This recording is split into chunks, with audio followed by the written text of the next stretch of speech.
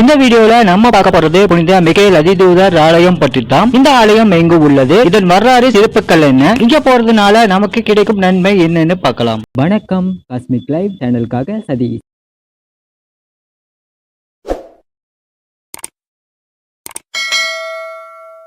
இந்த ஆலயம் கோவை மாவட்டம் டவுன்கால் பகுதியில் ரயில்வே ஸ்டேஷனுக்கு அருகில் இந்த புனித மிக்கேல் அதிதூதர் ஆலயம் உள்ளது.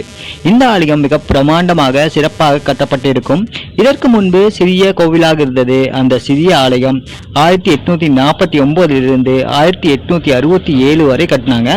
சுமார் 17 வருடம் கட்டினாங்க. இந்த சிறிய கோவில் 163 வருடங்கள் இருந்தது. ரோம்ல இருக்கக்கூடிய புனித ராயப்பர் பேராலயம் போலவே புனித மிக்கேல் அதிதூதர் ஆலயமும் கட்டணும்னு முடிவு பண்ணாங்க. பிறகு 2013 ஆரம்பிச்சு 2014 வரை கட்டினாங்க. 2016 டிசம்பர் 9ஆம் தேதி இந்த ஆலயம் திறக்கப்பட்டது.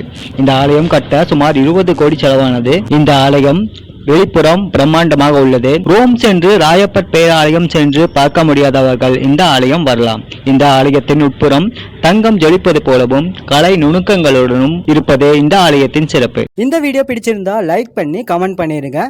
வீடியோவை ஸ்கிப் பண்ணாமல் கடைசி வரைக்கும் பாருங்கள். வீடியோவை சப்ஸ்கிரைப் பண்ணாதவங்க சப்ஸ்கிரைப் பண்ணி பெல் பட்டனை கிளிக் பண்ணி ஆல் கொடுத்துடுங்க. அப்போ தான் என்னுடைய வீடியோவோட நோட்டிஃபிகேஷன் உங்கள் எல்லாருக்கும் வரும். இந்த ஆலயத்தின் 3 மணிகள் இருக்கும். அது பழைய கோவிலில் இருந்தது. இந்த புதிய ஆலயத்திலும் வைத்திருப்பது மற்றும் ஒரு சிறப்பு. இந்த மணிகளில் பிரெஞ்சு லத்தீன் வாசகங்கள் எழுதப்பட்டிருக்கும். இங்கு திருப்பலி நடக்கும் போது 2000 பேர் இருக்கும் அளவில் ஆலயம் கட்டியிருக்காங்க. இந்த ஆலயத்தின் கீழ் திருமண மண்டபமும் அருகில் ஒரு ஸ்கூலும் சேர்ந்து இருக்கும். 1857 இந்த கோவில் கட்டும் முன்பு பருமத்தம்பட்டி இந்த கோவிலின் மறை மாவட்ட தலைமையிடமாக இருந்தது. இந்த ஆலயத்தின் இடதுபுறம் பிரேயர் ஹால் இருக்கும்.